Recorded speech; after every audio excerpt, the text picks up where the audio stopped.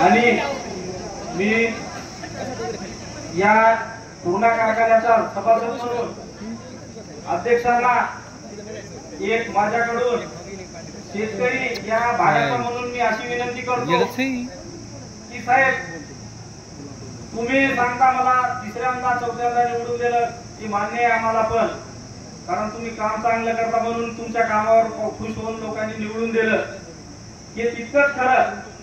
पण आपण बघितलं की आपण बाराशू कारखाना सुद्धा असाच खरेदी केला. तुम्ही आता सांगितलं की आपण 2-3 त्याच्यामध्ये पण ठराव घेतले, आपले टोकाईकडे पण पैसे पहिले दिलेले आहेत.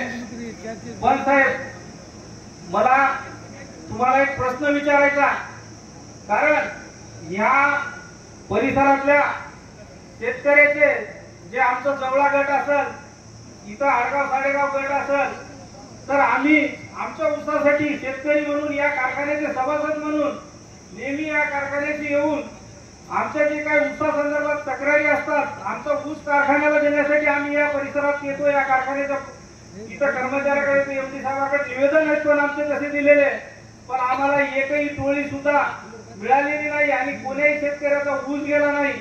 तुम्ही प्रगतीच्या गोष्टी सांगता, हे आम्हाला मान्य आहे, प्रगती असली पाहिजे. तुम्ही सांगितलं की आता जगामध्ये हे प्रगतीचा युग आहे, त्याच्यामध्ये प्रगती केली पाहिजे, ते आम्हाला मान्य आहे सगळ्या गोष्टी. आता आम्ही वंचित राहतो, याचं नेमकं काय, याच्यावर तुम्ही थोडं सांगितलं पाहिजे.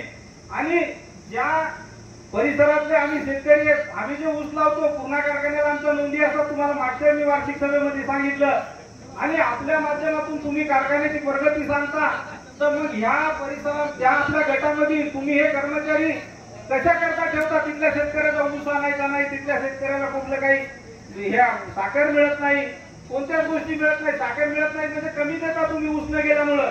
तर त्याच्यामुळं आम्हाला आमचा ऊस कारखान्याला या 2 गटातला आडगाव हे जवळा बाजार आणि आडगाव साडेगाव गटातला ऊस गेला पाहिजे, त्याच्यावर तुम्ही जास्तीत जास्त लक्ष